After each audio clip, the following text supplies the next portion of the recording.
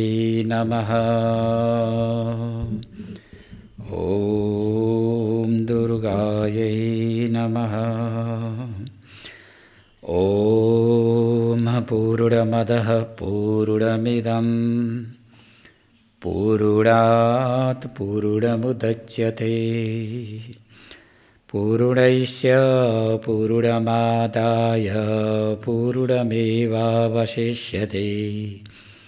ॐ शान्तिः शान्तिः शान्तिः। ॐ भद्रं कर्णेभिः शृणुयाम देवा भद्रं पश्येमाक्षभिर्यजत्राः स्थिरैरङ्गैस्तुष्टुवागुंसस्तनो बिभ्यसेमहि देवहितं यदायुः। स्वस्ति न इन्द्रो वृद्धस्रवाः स्वस्ति नः पूषा विश्ववेदाः स्वस्ति नस्तार्क्ष्यो अरिष्टनेमिः स्वस्ति नो बृहस्पतिर्दधातु। ॐ शान्तिः शान्तिः शान्तिः।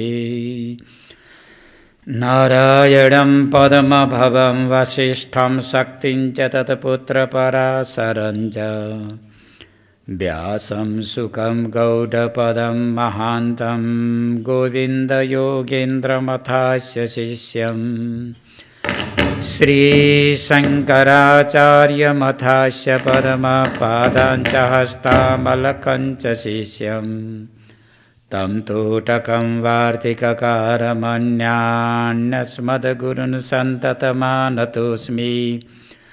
श्रुतिस्मृतिपुराणानामालयं करुणालयं नमामि भगवत्पादं शङ्करं लोकशङ्करं। शङ्करं शङ्कराचार्यं केशवं बादरायणं सूत्रभाष्यकृतौ वन्दे भगवन्तौ पुनः पुनः।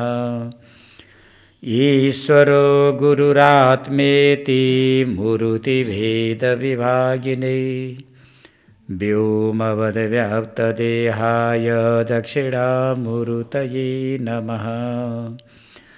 देवी प्रपन्नार्तिहरे प्रसीद प्रसीद मातर्जगतोऽखिलस्य प्रसीद विश्वेश्वरि पाहि विश्वम् त्वमेश्वरी देवी चराचरस्य सच्चिदानन्दरूपाय गुरवे बुद्धिसाक्षिणे संसारतापदग्धानां शरण्याय नमो नमः। बोल सच्चिदानंद भगवान को। जगज्जननी भगवती माता को। हरिहर भगवान को। देवघाट धाम को। राष्ट्रदेव पशुपतिनाथ को। सद्गुरुदेव भगवान को। सत्य सनातन धर्म को। ओम नमः पार्वतीपतये। हर हर हर महादेव शंभो।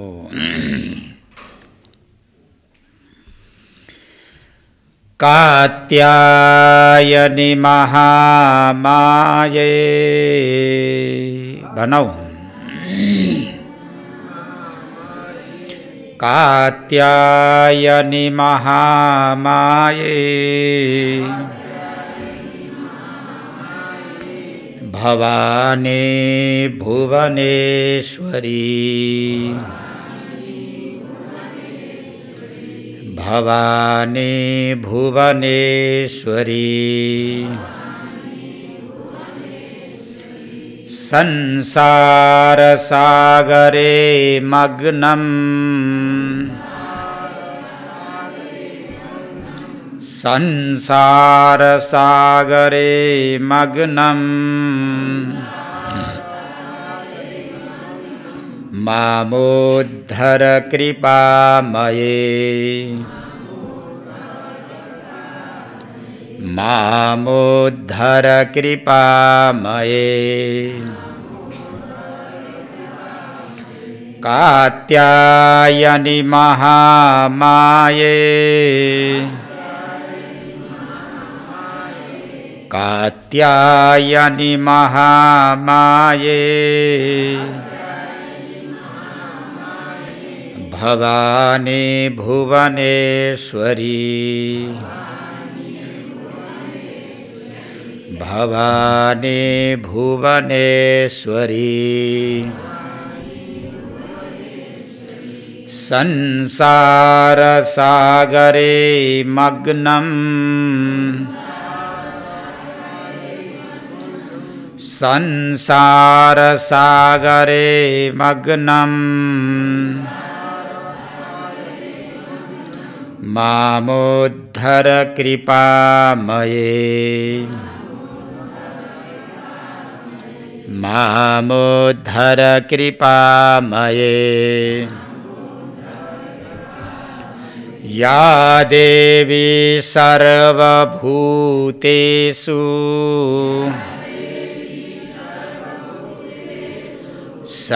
शक्तिरूपेण संस्थिता शक्तिरूपेण संस्थिता नमस्तस्यै नमस्तस्यै नमस्तस्यै नमो नमः या देवी सर्वभूतेषु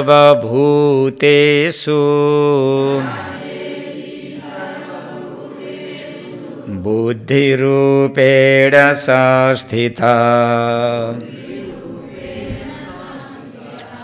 नमस्तस्यै नमस्तस्यै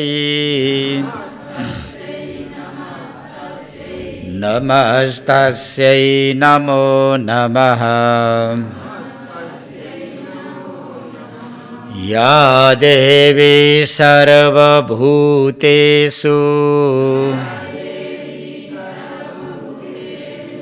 विद्यारूपेण संस्थिता नमस्तस्यै नमस्तस्यै नमस्तस्यै नमो नमः नमस्तस्यै नमो नमः ॐ सर्वचैतन्यरूपां तां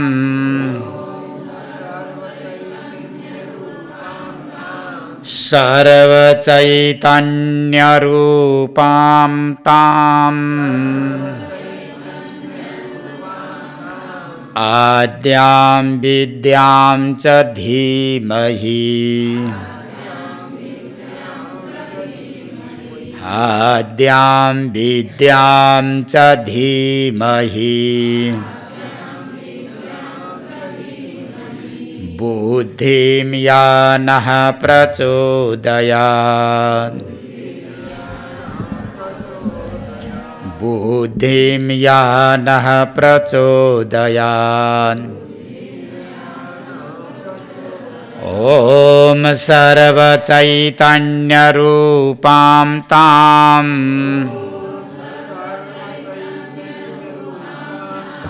आद्यां विद्यां च धीमहि बुद्धिं या नः प्रचोदयात् बुद्धिं या नः प्रचोदयात्। बोल जगत जननी भगवती माता को, सत्य सनातन वैदिक धर्म को। ओम नमः पार्वती पतये हर हर हर महादेव शंभो।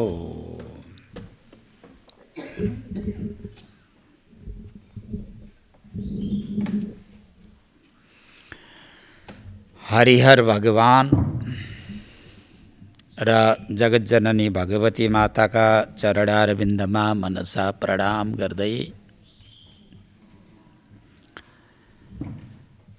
यो हरिहर मन्दिरको 30औं वार्षिकोत्सवको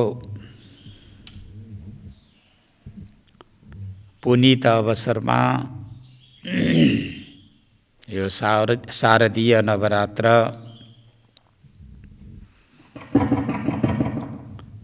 30 वर्ष पहिला शारदीय नवरात्रमा हरिहर मन्दिरको उद्घाटन गरेर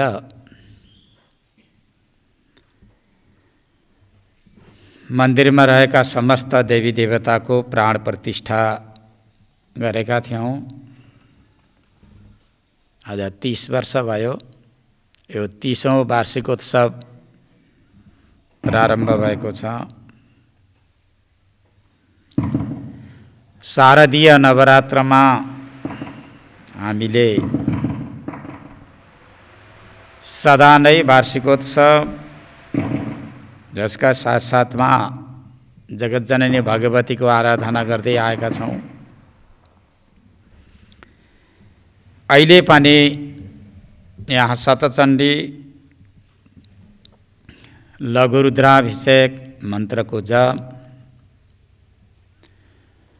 श्रीमद् देवी भागवत पाठ पारायण सहित यथा समय जगज्जननी भगवतीका पुराणमा वर्णित देवी चरित्रहरू प्रस्तुत गरिनेछ। यो यज्ञ अनुष्ठान प्रारम्भ भएको छ। यो विशेष गरेर अनुष्ठानात्मक हुने गर्दछ।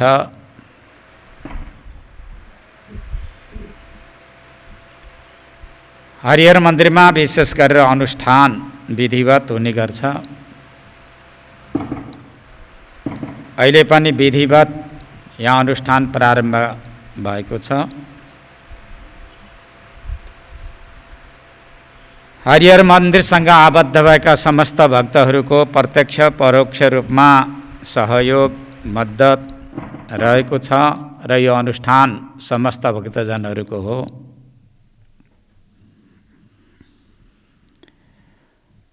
अहिलेको कर्ताको रूपमा लामो समयदेखि देवघाटमा तीर्थाश्रममा मन्त्रको जप, सत्सङ्ग, उपासना गर्दै आएकी हामीले सीता भन्छौं, सीता भक्तिनी लामो समयदेखि नै यहाँ अनुष्ठान उपासना गर्दै आएकी र सीताजी रहनुभएको छ भने अर्को कर्ताको रूपमा गोविन्द नेउपानेजी हुनुहुन्छ। उहाँको पिताजी संस्कृतको ठुलो विद्वान हुनुहुन्थ्यो। हाम्रो गुरुजीले धेरै ठाउँमा लगेर आचार्यको रूपमा वर्ण गरेर ठुला ठुला यज्ञहरू सम्पन्न गर्नुहुन्थ्यो। उहाँको पुत्र हुनुहुन्छ, अहिले कर्ताको रूपमा आउनुभएको छ।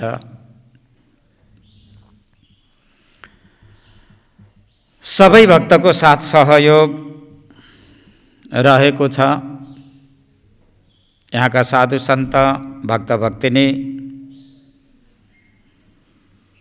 यो आश्रमसँग आबद्ध भएका समग्र भक्तहरूको सहयोग साथ रहेको छ र यो अनुष्ठान सबैको लागि हो। सनातन वैदिक धर्म रक्षाको लागि हो, संस्कृतको लागि हो, वेदको लागि हो।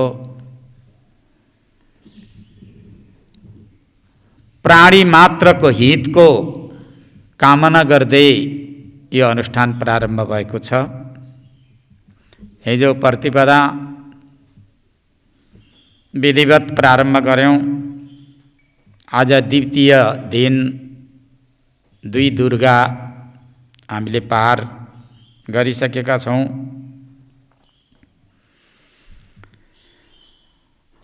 अब यस्तै गर्दै नवमीसम्म यो अनुष्ठान चल्दै जानेछ र दशमीका दिन हामीले भगवतीको टीका प्रसाद ग्रहण गर्नेछौँ, विसर्जन गर्नेछौँ अनुष्ठानलाई।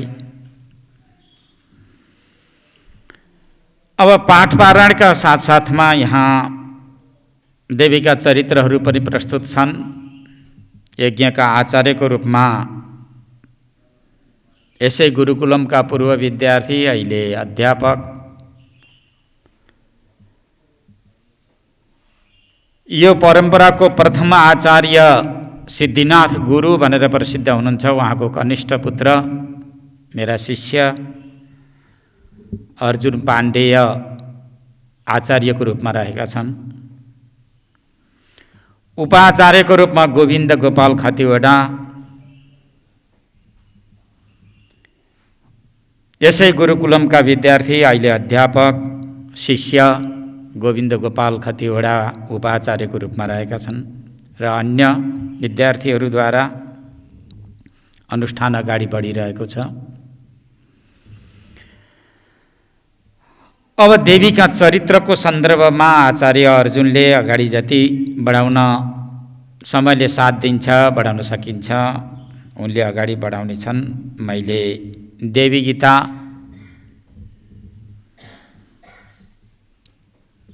जगतजननी भगवती दुर्गाद्वारा उपदेश गरिएको आफ्नो पिताजीलाई माध्यम बनाएर उपदेश गरिएको यो देवी गीता हो। देवी गीतामा भक्ति, ज्ञान, वैराग्य तीन धारा प्रवाहित छन्। भक्तिको सन्दर्भ आउँछ, वैराग्यको सन्दर्भ आउँछ, ज्ञानको सन्दर्भ आउँछ। हामीलाई भक्ति नभई हुँदैन, वैराग्यको आवश्यकता छ। ज्ञान नभएसम्म हामीले भगवानका स्वरूपको अनुभूति गर्न सक्दैनौँ, निर्णय गर्न पनि सक्दैनौँ। भगवानलाई जान नदिने अर्थात् बाधक हुने जुन विषय छ, जगतजननी भगवतीको दिव्य रूपको अनुभूति गर्न नदिने विषय छ, त्यो विषयलाई दूर गरिदिनको लागि वैराग्यको आवश्यकता छ। जबसम्म वैराग्य हुँदैन तबसम्म विषय दूर हुँदैन। विषय दूर नभएसम्म भगवतीका दिव्य रूपको अनुभूति हुँदैन। भगवान भन्नु, भगवती भन्नु एउटै रूप हो, यसमा कुनै भेद भिन्नता छैन। प्रत्येक पुराणका एउटा इष्टदेव हुन्छन्। पुराणले एउटा एउटा इष्टदेवको प्रतिपादन गर्दछन्। प्रतिपादित विषय एउटा नै हो। त्यस्तै जगतजननी भगवती महामायालाई जान्नको लागि वैराग्यको आवश्यकता छ र देवी भागवतमा, यो देवी गीतामा वैराग्यको प्रचुर मात्रामा व्याख्या छ। भगवानसँग सम्बन्ध उपस्थापित गरिदिनको लागि भक्तिको आवश्यकता छ। भक्ति भएन भने सम्बन्ध नै हुँदैन। सम्बन्ध नै भएन भने स्वरूपको अनुभूति गर्ने कसरी? जगतजननी भगवतीसँग सम्बन्ध उपस्थापित गरिदिनको लागि भक्तिको नितान्त आवश्यकता छ। जो जहाँ छ त्यहीँ रहेर भक्ति गर्न सक्छ। ज्ञानले भगवतीका दिव्य रूपको अनुभूति गराइदिन्छ। स्वरूपको निर्णय गर्नको लागि ज्ञानको आवश्यकता छ। ज्ञान शब्दको अर्थ हुन्छ जान्नु, बुझ्नु, अनुभूति गर्नु।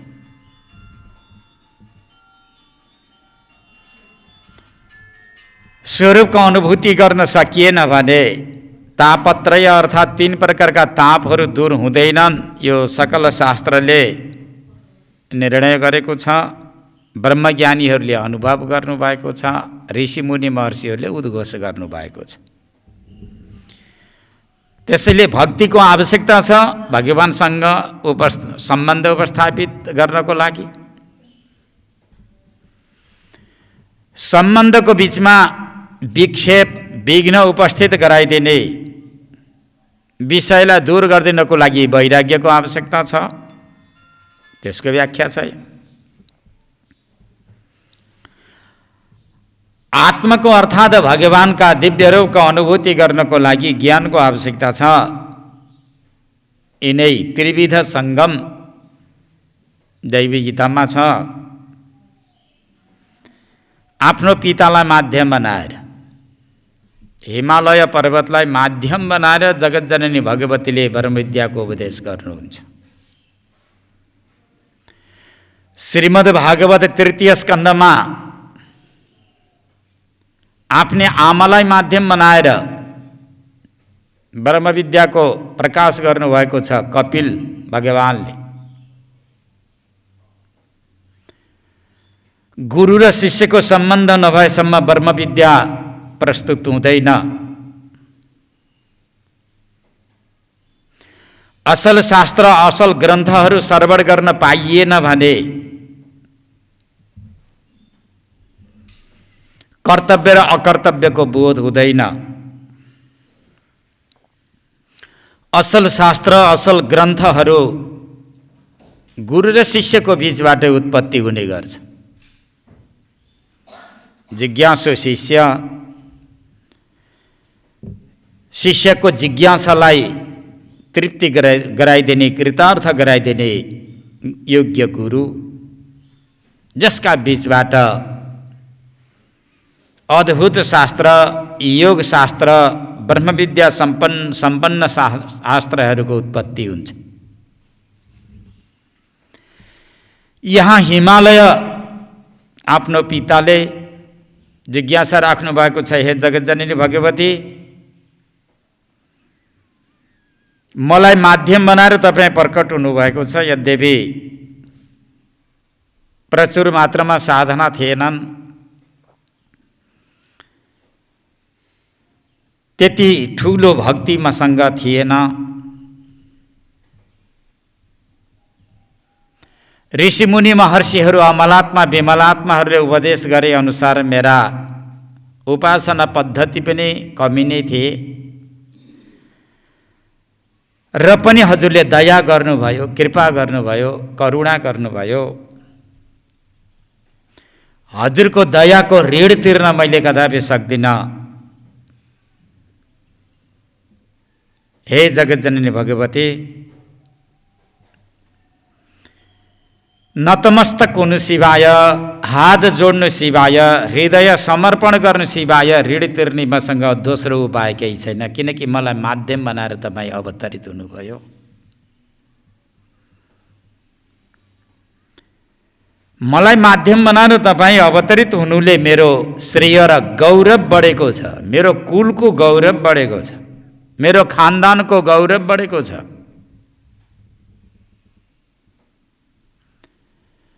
ठुला ठुला ऋषिमुनि महर्षिहरूले मेरो प्रशंसा गर्नेछन्, देवताहरूले पनि मेरो स्तुति गर्नेछन्। आज म स्तुत्य बनेको छु। मेरो भाग्यको प्रशंसा गरेर मैले सक्दिनँ।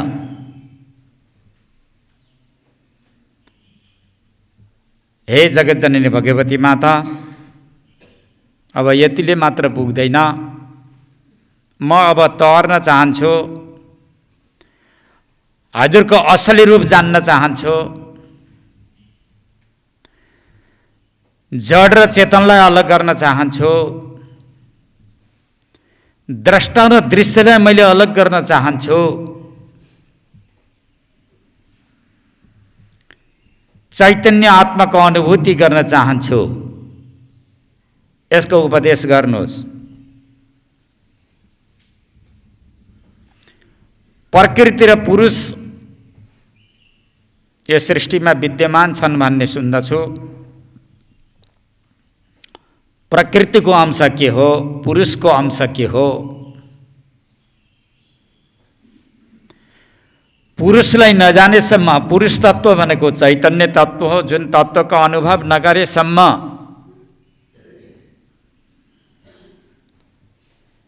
जीवात्माले असली सुखको अनुभव गर्न सक्दैन भन्ने यो निर्णय पनि गरेको छु।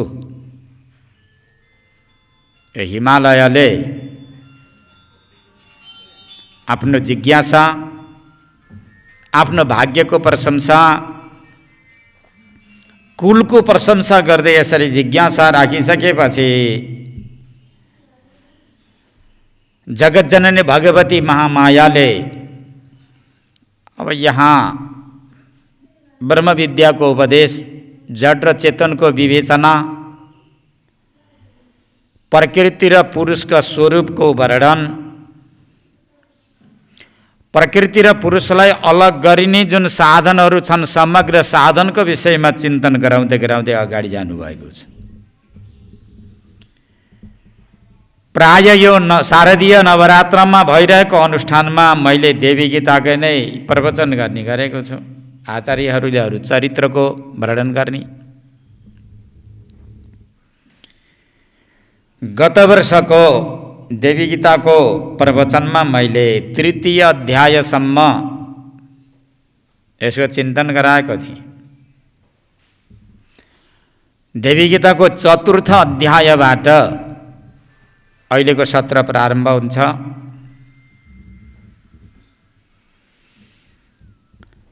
जगतजननी भगवतीले हिमालय पर्वत सहित समस्त देवताहरू नतमस्तक भएर शिष्य मुद्रामा बसिरहेका थिए। आफ्नो विश्वरूपको दर्शन पनि गराउनु भएको छ। विभूति योगको वर्णन म यहाँ छु, पशुमा यो, देवतामा यो, मनुष्यमा यो, यी सबैमा मेरो स्वरूप यसरी विभक्त छ भनेर आफ्नो विभूति योगको वर्णन गरिसकेपछि हे जगतजननी माता, त्यतिले मात्र पुग्दैन,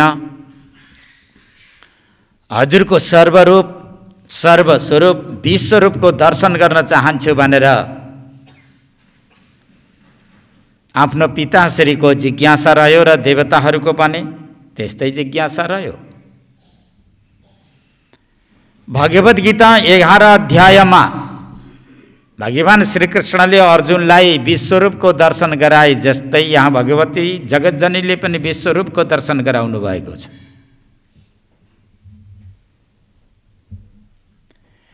तिमीलाई मैले विश्वरूपको दर्शन गराउँछु, तर दर्शन गराउने यी बाहिरका आँखाले तिमीले दर्शन गर्न सक्दैनौ भाइ।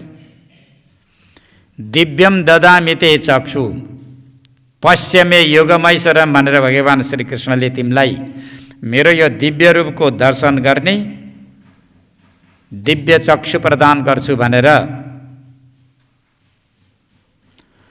अर्जुनलाई जसरी दिव्य दृष्टि दिनुभयो, दिव्य चक्षु दिनुभयो र भगवान श्रीकृष्णले विराट विश्वरूपको दर्शन गराउनु भयो। अर्जुनले देखे, स्तुति गर्छन्।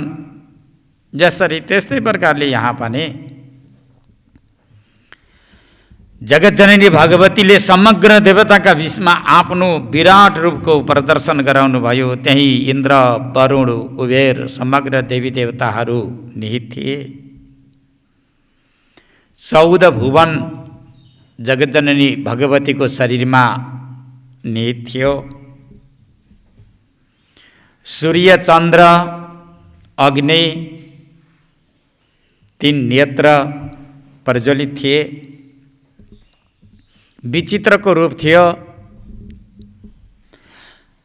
अन्त्यमा विश्वरूपको दर्शन गराइसकेपछि समग्र देवताहरूले हात जोडेर हे भगवती, हे आमा, अब हामी भयभीत भएका छौँ।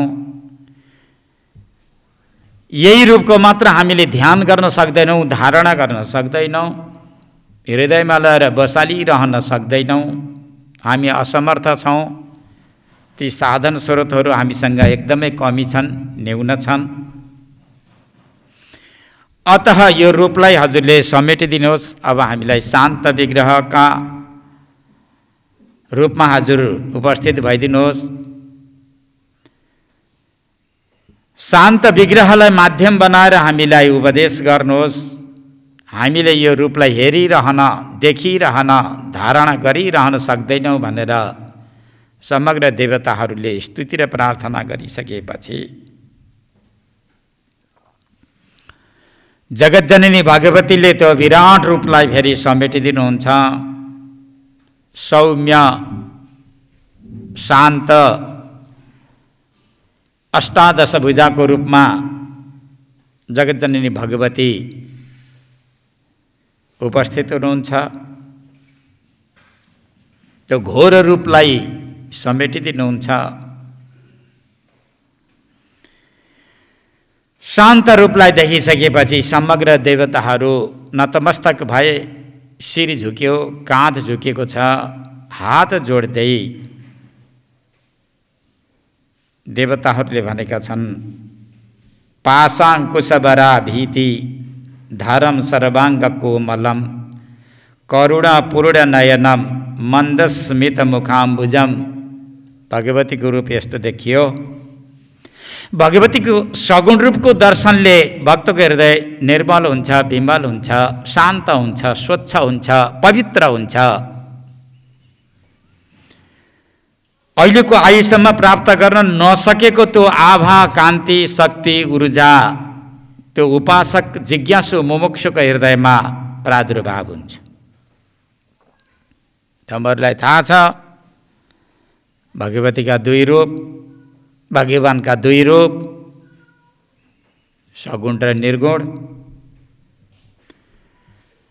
जीवनमा यदि सगुणको दर्शन प्राप्त भयो भने पनि नयाँ आभा, नयाँ ऊर्जा र शक्ति आउँछ। सगुण परमात्माको दर्शनको महत्त्वपूर्ण भूमिका छ।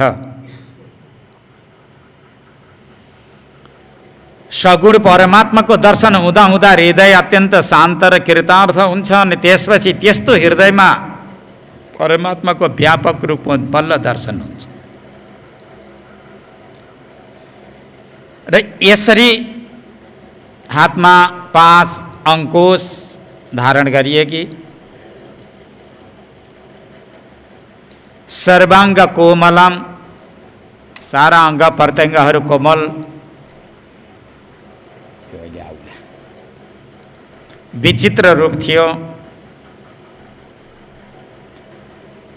जगतजननी भगवतीको त्यो चेहरा देख्दा नै करुणाले पूर्ण भएको थियो।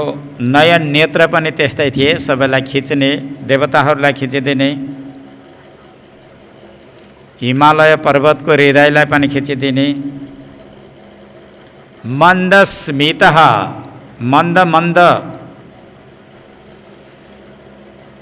ओठमा हाँसो थियो, मुस्कराइरहनु भएको थियो। मुखरूपी कमल अत्यन्त प्रसन्न भएको थियो। देवताहरूले देखे। दृष्ट्वा तत् सुन्दरम रूपम तदा भीति विवर्जिताः शान्तचित्तः प्रणे मुस्ते हर्षगद गदनीश्वनः। त्यो सुन्दर, सौम्य र शान्त, ध्यान गर्न योग्य साधकले परमात्माका सगुणको रूपको ध्यान गर्न चाहे भने पनि एकदमै शान्त रूपको ध्यान गर्छन्। त्यही रूपलाई ध्यान गर्न उनीहरूलाई रुचि हुन्छ।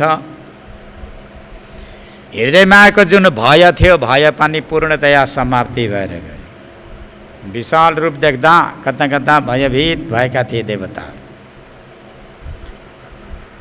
परमात्माको रूप नै शान्त रूप हो।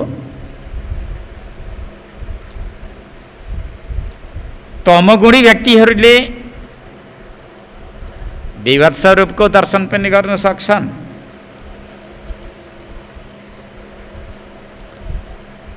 इच्छा अनुसारको उनीहरूले दर्शन पाउँछन्। परमात्माका तीनवटै रूप छन्। तमोगुण प्रधान पनि छ, रजोगुण प्रधान पनि छ र सत्वगुण प्रधान पनि छ। मुमुक्षु मोक्ष हुन चाहेका, सर्वथा दुःखलाई निवृत्ति गर्न चाहेका, यहलौकिक सुखदेखि थाकेका, शरीर र शरीर सम्बन्धी विषयद्वारा उनीहरू दूर रहन चाहेका त्यस्ता भक्तहरू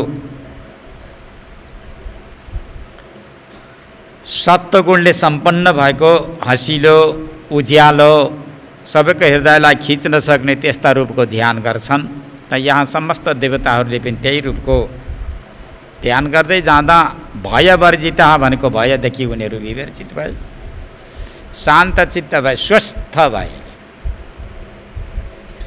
हामी नै के हुने हौँ, यो रूपले अब के गर्छ भनेर भयभीत भएका थिए देवताहरू। त्यस्ता सशङ्कित पनि थिए। भगवतीको दिव्य रूपको दर्शन पाउँदा देवताहरू किन सशङ्कित भए भन्दा पूर्णतया अझ भगवतीका रूपको अनुभव गर्ने अधिकार प्राप्त भएको थिएन, त्यही भएर सशङ्कित थिए। नभए डराउनु पर्ने कोही आवश्यकता छैन।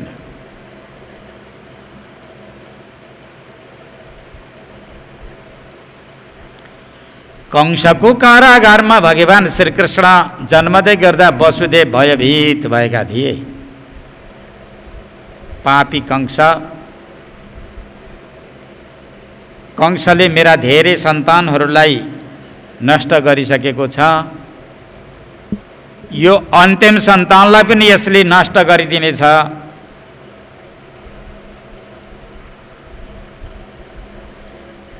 मैले के गर्ने, नरोइदिए हुने थियो भन्ने शङ्का वसुदेवको हृदयमा आएको थियो। भगवान श्रीकृष्ण नै जन्मनु भएको थियो, काल काल महाकाल नै त्यहाँ जन्मिनु भएको थियो। वसुदेव किन डराउनु भयो, किन भयभीत हुनुभयो? उत्तर यो हो, वसुदेवले भगवान श्रीकृष्णलाई पुत्रको रूपमा हेरेका थिए, भगवानको रूपमा हेरेका थिए, भगवानको रूपमा देखेका थिएनन्, पुत्रको रूपमा, सन्तानको रूपमा, सन्ततिको रूपमा देखेका थिए। महाकाल हुनुहुन्छ, भगवान हुनुहुन्छ, विश्व ब्रह्माण्ड यिनै भगवानको अधीनस्थ छ। चर अचर दृष्ट अदृष्ट सारा विश्व ब्रह्माण्ड यिनै परमात्माको अधीनमा छ भन्ने कुरा वसुदेवले बुझ्न सकेका थिएन, किनकि सन्तान बुद्धि थियो।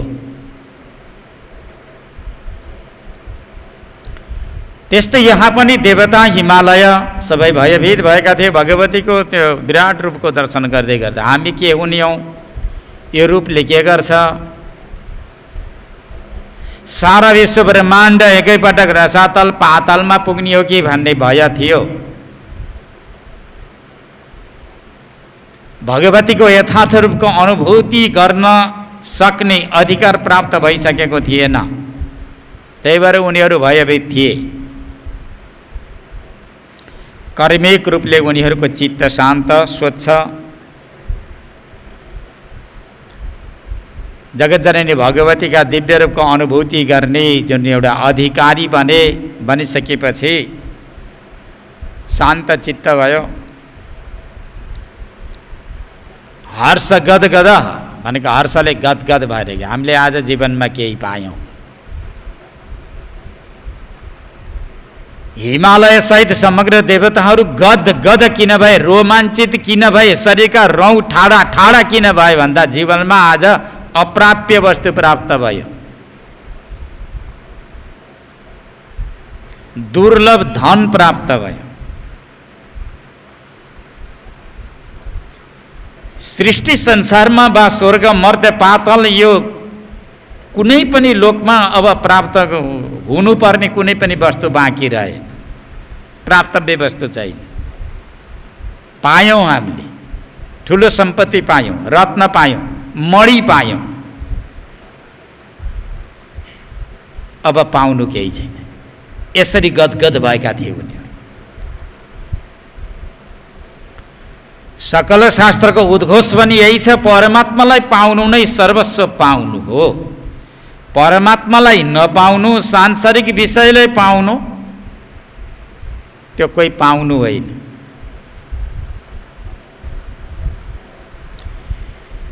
इन्द्रियजन्य विषय सारा प्राणीलाई उपलब्ध हुन सक्छ, त्यो सम्भव छ, त्यो पाउनु कोही पाउनु होइन।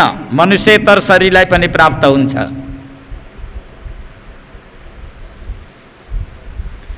शब्द स्पर्श रूप रस गन्ध प्राप्त गर्नको लागि मनुष्यकै शरीर चाहिन्छ भन्ने यहाँ कोही बाध्यता छैन। मनुष्यतर शरीर, मनुष्यदेखि इतर शरीरमा पनि शब्द स्पर्श रूप रस गन्धको ज्ञान हुन्छ। त्यसले दिने सुख र दुःख दिइरहन्छ, त्यसद्वारा प्राप्त हुने सुख र दुःख भइ नै रहन्छ। यसैले पाउनको लागि मनुष्यको शरीर चाहिन्छ। मनुष्यको शरीर पनि भारतवर्ष भरतखण्डमै चाहिन्छ भन्ने यो पनि केही छैन, बाध्यता छ। जहाँ भए पनि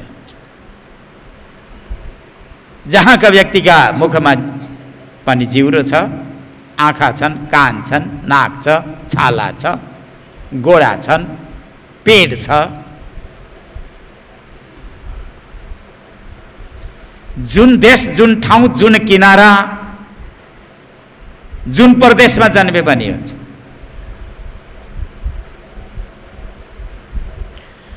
परन्तु कृतार्थ बन्नको लागि, हर्षले गदगद बन्नको लागि यस्तो गदगद होस् कि शरीरभरका रौँहरू ठाडा हुन्।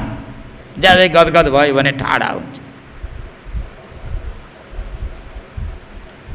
हो त्यसको लागि मनुष्यकै शरीरको आवश्यकता छ, यही यन्त्रको आवश्यकता छ। यो यन्त्र बिना हर्षान्वित हुन सकिँदैन, गदगद बन्न सकिँदैन। बनिएला क्षणिकको लागि बनिएला।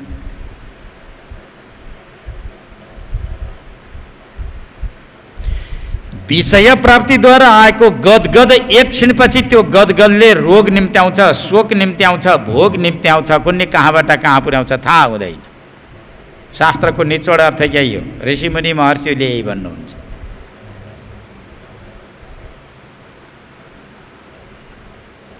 यही जानेर बडे बडे राजर्षिहरूले पनि राजपाट परित्याग गरेर यसैको खोजीमा हिँड्छन्, जङ्गलमा जान्छन्, ऋषिहरूको आश्रममा जान्छन्। सदाको लागि तृप्ति हुन ऋषिहरूको आश्रममा जान्छ, गुरुको नजिकमा जान्छ, सेवक भएर बन्दछन्। सेवक भएर बसेर पूर्णतया एउटा दास भावनाले उनको सेवा गरेर त्यो वस्तुलाई जान्न बुझ्न चाहन्छ। यहाँ पनि समस्त देवताहरू शान्त चित्ता प्रणेमु प्रणाम गरे। हर्षले गदगद भए। आज जीवनमा अनौठो धन, अनौठो सम्पत्ति, अहिलेसम्म प्राप्त नगरेको, नदेखेको, नजानेको, नबुझेको अनुभव नगरेको सम्पत्ति प्राप्त, अहिलेसम्म नगरिएको अनुभव आज हुँदैछ। यसरी खुसी प्रसन्न भए। समस्त देवता र हिमालय प्रसन्न मुद्रामा रहेको देख्नुभयो र शिष्य मुद्रामा बसेको देख्नुभयो जगतजननी भगवतीले। त्यसपछि के गर्नुभयो? महर्षि वेदव्यासले जन्मेजयलाई उपदेश गर्नुहुन्छ। यो सन्दर्भ प्रसङ्ग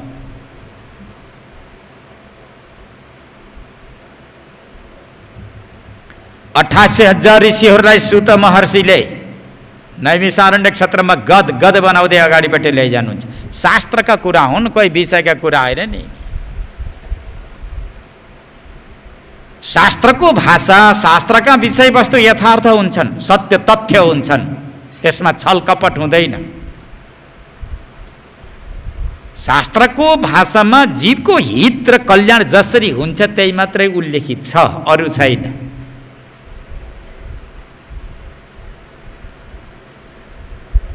यी लोते पोते कुराहरू शास्त्रमा छैनन्। शास्त्रमा यथार्थ जसरी जीवको हित हुन्छ, कल्याण हुन्छ। भला कसैलाई चित्त बुझेला नबुझेला त्यो आफ्नै ठाउँमा छ। र त्यसरी त्यस्ता भाषा उसले प्रयोग गर्दै शान्त मुद्रामा रहेको देखिसकेपछि जगतजननी भगवतीले अब यी यस्तो मुद्रामा रहेका यी जिज्ञासु मुमुक्षु शिष्यहरूलाई मैले अब यथार्थ उपदेश गर्नुपर्छ भनेर जगतजननी भगवतीले उपदेश गर्न लाउनुभयो। श्रीदेवी उवाच को यूयं मन्दभाग्या वै क्वेदं रूपं महाद्भुतं तथापि भक्तवात्सल्यादीदृशं दर्शितं मया न वेदाध्ययनैर्योगैर्न दानैस्तपसैर्जया रूपं द्रष्टुमिदं शक्यं केवलं मत्कृपां विना।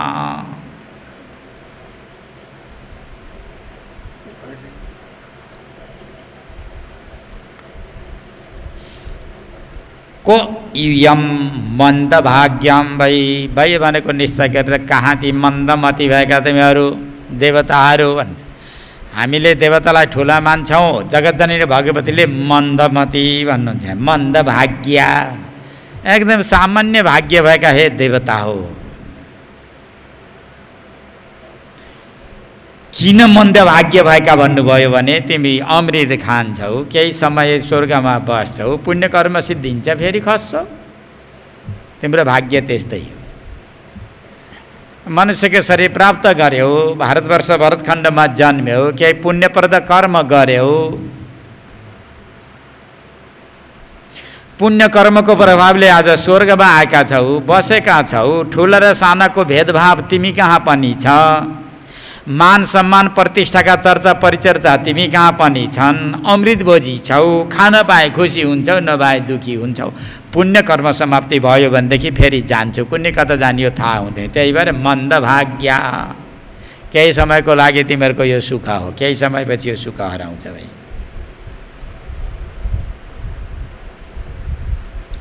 तिमीहरूको भाग्य कहाँ, यो मेरो दिव्य रूप कहाँ, कोहिदम रूपम महाद्भुतम, महान अद्भुत यो मेरो रूप कहाँ, तिमीहरूको भाग्य कहाँ। तथापि त्यस्तो होता पनि भक्तवात्सल्यात् ईदृशम दर्शितम मया, ईदृशम रूपम मया दर्शितम। भक्तवत्सला हुनुको कारणले गर्दा तपाईहरूलाई मैले यो रूपको दर्शन गराएँ।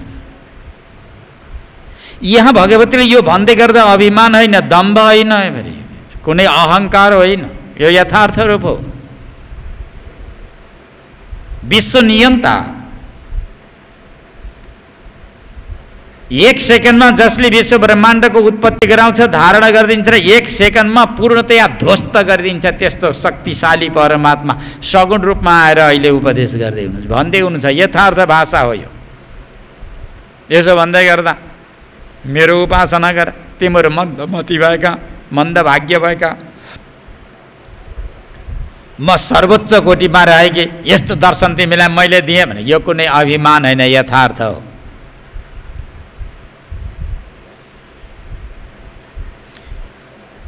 तपाईहरूको भक्ति र श्रद्धा निष्ठा यो देखेर म पग्लेँ, जसले गर्दा यो मेरो दिव्य रूपको दर्शन गराएँ। तिमीहरूले दर्शन गर्यौ। धेरै वेद कण्ठस्थ गर्ने व्यक्तिले पनि यो रूपको दर्शन गर्न महा मुस्किल छ। वेद पढेका छन्, मैले वेद पढेको छु, ठुलो विद्वान भनेर भन्न लाग्छ। न वेदाध्ययनैर्योगैर्न दानैस्तपसेज्यया रूपं द्रष्टुमिदं शक्यं केवलं मत्कृपां विना।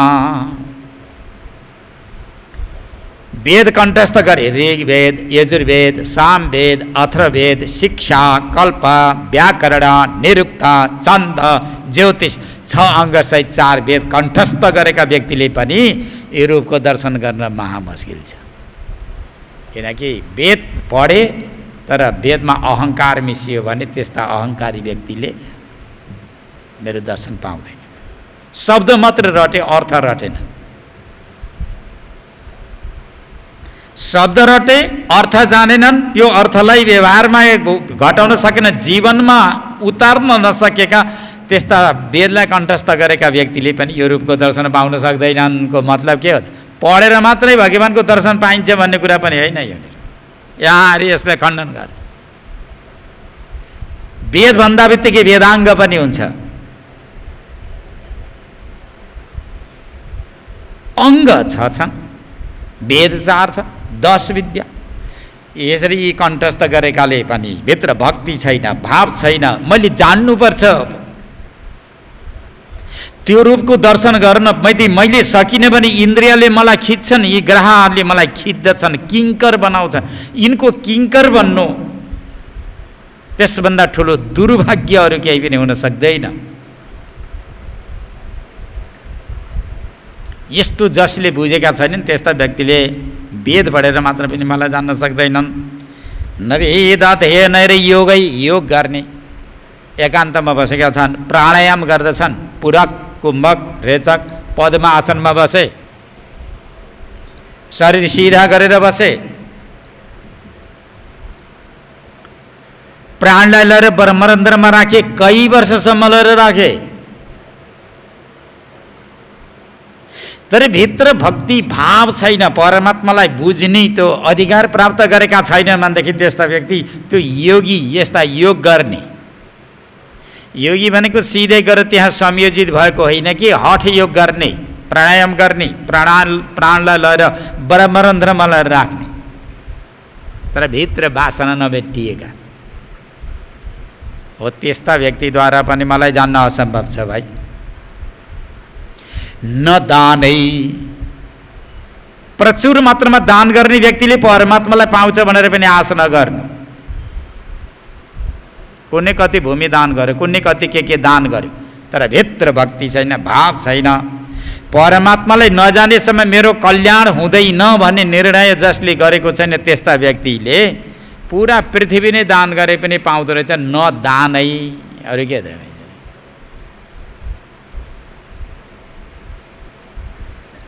यति सुनदान गरेँ, यति गाई दान गरेँ, अहिले त गाई त कसले लिन्छन् र भाइ, गाईदानको महत्त्वै हरायो, गाईदानको महत्त्व हरायो। अमुक अमुक दान गरेँ मैले, यदि दानमा अभिमान मिसिएको छ, अहङ्कार मिसिएको छ, दम्भ मिसिएको छ, भाव छैन, भक्ति छैन, ईश्वरार्पण बुद्धि छैन भने त्यस्ता दानद्वारा पनि यो मेरो रूपको दर्शन गर्न पाउँदैन। न तपसा, तपस्या गरे एक्लै जङ्गलमा बसेर 5-7 दिनमा एक दिन खायो, शरीर सुकायो, तर पनि भित्र भक्ति छैन, भाव छैन, परमात्मालाई जाने बिना, चैतन्य परमात्मालाई जाने बिना मेरो उद्धार र कल्याण हुन सक्दैन, मेरो जीव भाव टुक्रिन सक्दैन, शरीराध्यास यो नष्टभ्रष्ट हुन सक्दैन भन्ने मान्यता जसले बुझेको छैन त्यस्तो व्यक्तिले एकान्तमा रहेर 5 दिनमा 7 दिनमा एक सा खाए पनि जान्न सक्दैन, वा देख्न सक्दैन, जान्न बुझ्न सक्दैन। अप्ठ्यारै छ, त्यति सजिलो छैन।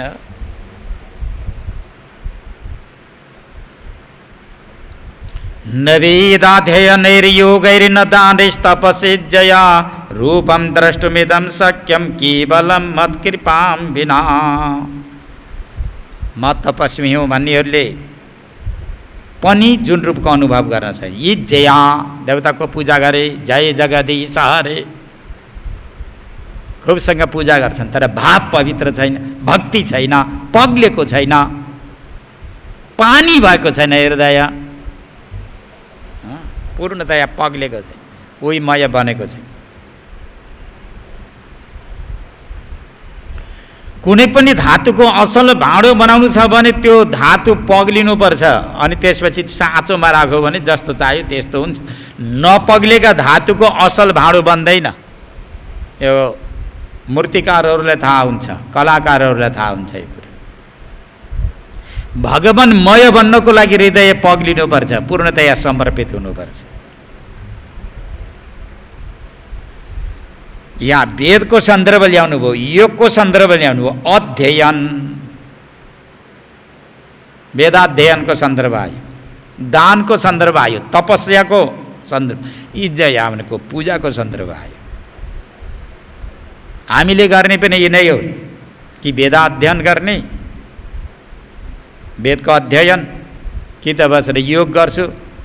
अहिले योग त खुब चलेको छ नेपालमा, कहाँ गएको बिहानै योग गरेर आएको, पहिलो झगडा उही योग गर्नेले गर्छ घर गएर। योगले त शान्त बनाउनु पर्यो, स्वच्छ बनाउनु पर्यो, सौम्य बनाउनु पर्यो, शिष्ट बनाउनु पर्यो। शारीरिक व्यायामलाई उसले लिएर चैतन्यसँगको योगको उसले सम्बन्ध उपस्थापित गरिदिन्छ। हामीले गर्ने पनि यही नै हुन्। अर्थात् प्राय गरेर लोकमा परमात्मालाई प्राप्त गर्नको लागि वेदको अध्ययन गर्नुपर्छ, योग गर्नुपर्छ, दान र तपस्या गर्नुपर्छ, परमात्माको पूजा गर्नुपर्छ भन्ने यही चलेको छ, यही गरिन्छ पनि हो पनि साधन, यिनै साधन हो। तर यी साधनमा कुनै प्रकारको विकार विकृतिहरू प्रविष्ट हुनु हुँदैन, अत्यन्त स्वच्छ र शान्त हुनुपर्छ। उद्देश्य परक हुनुपर्छ। जुन उद्देश्यका लागि गरेको हो त्यही उद्देश्य परक हुनुपर्छ। चिन्तन विचारधारा त्यस्तै हुनुपर्छ।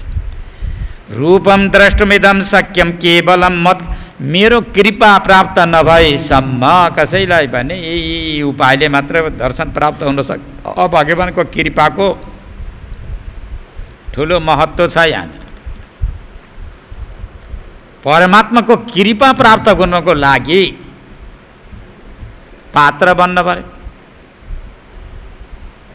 अहिले सरकारले कसैलाई जाहेर दिन्छ भने त सरकारी जाहेर खाने अधिकार प्राप्त त हुन पर्यो, सर्टिफिकेट हुन पर्यो, अन्तर्वार्ता हुन पर्यो, त्यसमा आयोगमा लड्नु पर्यो, उत्तीर्ण हुन पर्यो, तब न उसले जागिर दिन्छ।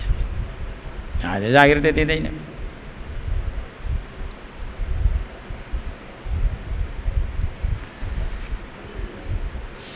त त्यस्तै परमात्मालाई जान्नको लागि पनि अधिकार प्राप्त हुनुपर्छ।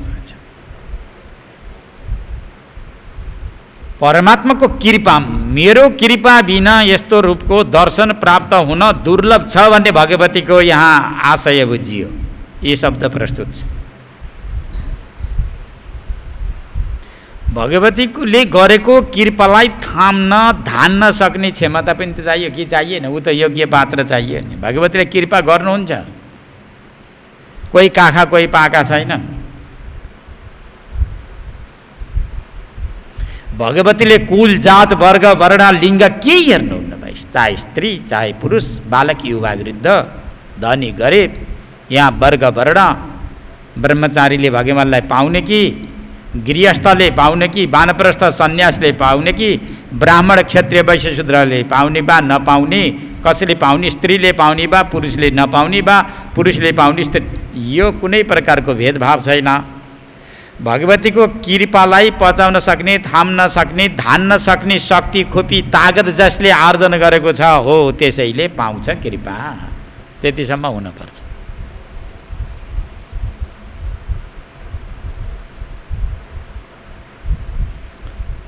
त्यसले धान्न सक्न पर्यो।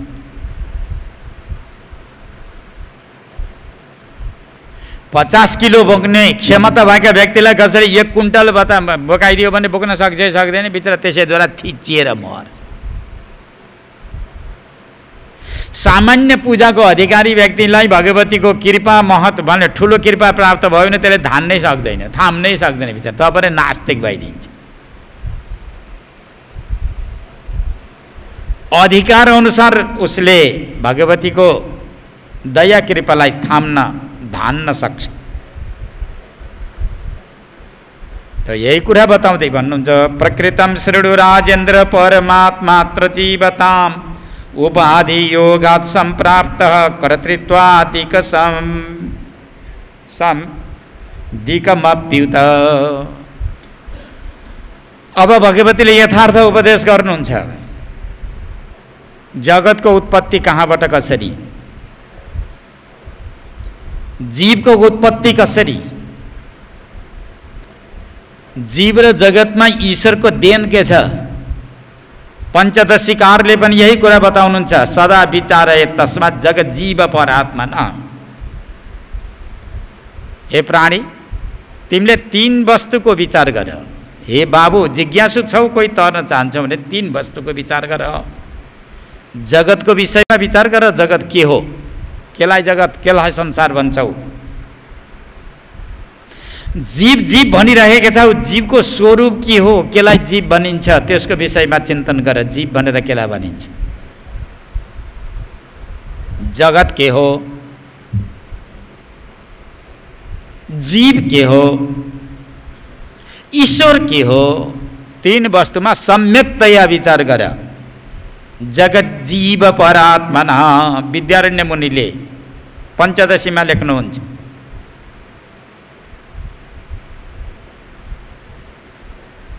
जगत भाव र जीव भाव कहिलेसम्म रहिरहन्छ? रहँदा के हानि, नरहँदा के फाइदा।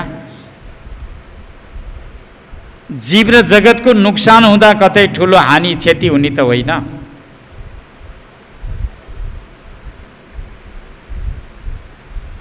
जीव र जगतमा परमात्माको दृष्टि कस्तो रहन्छ, यसको विषयमा चिन्तन विचार गर भनेर पञ्चदशी बाहु छ। त्यो त्यस्तै हे देवता हो, तपाईँहरूको स्तुति, तपाईँहरूको मुद्रा, तपाईँहरूको भक्तिभाव, तपाईँहरूको अनुशासन, यो सबैलाई आकलन गर्दै अब मैले विशेष प्रकारको उपदेश गर्छु। प्रकृतम शृणु राजेन्द्र परमात्मात्र जीवताम उपाधि योगत सम्प्राप्त कर्तृत्वादिकमप्युत। वेदान्त प्रारम्भ हुन्छ, उपनिषद प्रारम्भ हुन्छ यहाँबाट। देवी भागवतको सारभूत तत्त्व यो गीतामा निहित छ।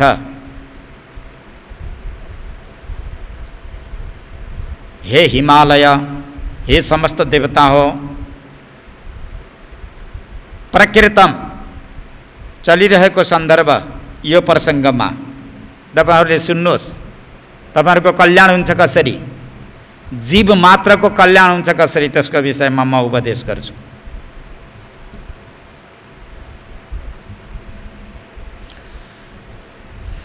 परमात्मा अत्र भनेको यो सन्दर्भमा परमात्मा उपाधि योगात जीवताम सम्प्राप्त। अब यहाँबाट पहिला अब यो जीवको सन्दर्भ आउँछ। स्वर्ग जाने, नरक जाने, सुख दुःख, सुखी दुखी, राम्रो नराम्रो, यो सबै अनुभव कसले गर्छ, जीवले गर्छ। त्यो जीव कस्तो के हो भन्ने सन्दर्भमा परमात्मा पहिला त पूर्ण सच्चित आनन्द घन परमात्मा, श्रेष्ठ आत्मा, जोभन्दा श्रेष्ठ कुनै छ। सद्घन, चितघन र आनन्द घन भनेर बताइन्छ। जो सत मात्र छ, असतको लेस पनि त्यहाँ पुग्दैन। चित ज्ञान स्वरूप छ, अज्ञानको लेस पनि जसको नगिचमा पुग्न सक्दैन। बत्तीको नगिचमा अँध्यारो पुग्न सक्छ कि सक्दैन, यदि कसैलाई प्रश्न गर्ने हो भने सक्दैन। बत्ती जहाँ बलिरहेको छ त्यसको नगिचमा अन्धकार खोजेर भेटिन्छ?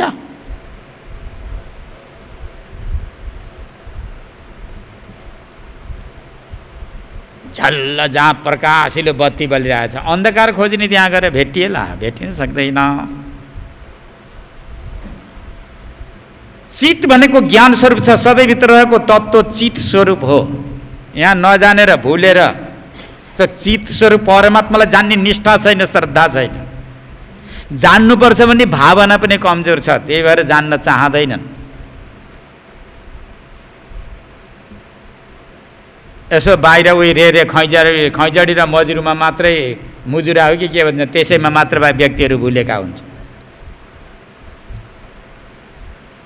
आनन्द मात्र, त्यसमा दुःखको लेस पनि छैन। सबैभित्र यस्तो सम्पत्ति, यस्तो रत्न, यस्तो मणि छ जसको नगिचमा दुःख कदापि छँदै छैन, पुग्नै सक्दैन। अन्धकार अज्ञान जसको नगिचमा पुग्नै सक्दैन। असतले जसको नगिचमा बाँसका त कुरै छोड्नु, च्याउन यसो हेर्न पनि सक्दैन। त्यस्तो सम्पत्ति हर व्यक्तिभित्र छ। सत, चित, आनन्द, सद्घन, चितघन, आनन्द घन भनेर वेदान्त शास्त्रले भन्छ। सत मात्र, चित मात्र, आनन्द मात्र, त्यस्तो वस्तुभित्र छ। त्यस्तो वस्तु सद्घन, चितघन, आनन्द स्वरूप परमात्मा नै उपाधि योगात भनेको उपाधिको संयोगले, संसर्ग दोषले जीवताम सम्प्राप्त, जीव भावमा प्राप्त भएको छ। ल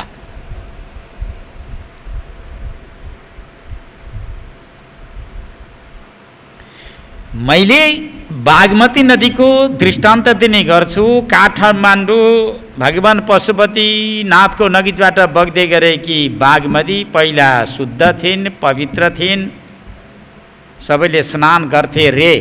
अब त रे भन्न पर्ने भयो। जल आचमन गर्थे अरे, त्यहीँ स्नान गर्थे अरे, त्यहीँको जल लिएर तर्पण दिन्थे रे। अहिले बागमती कसैले पनि छुन सक्दैन। आचमनका त कुरै छोड्नु, त्यो स्पर्श गर्न पनि महा मुस्किल छ। बागमती नै हुन् कि होइनन्? बागमती नै हुन्। किन त्यस्तो अस्पृश्य भयो नि त? उपाधि के उपाधि? ढल उपाधि सबैले ढल मिसाइदिए। ढल मिसाइदिइसकेपछि बागमती नदी हुन्, पवित्र नदी हुन्, शुद्ध नदी हुन् तापनि आज अस्पृश्य, कसैले छुन सक्दैन, स्नान गर्न सक्दैन।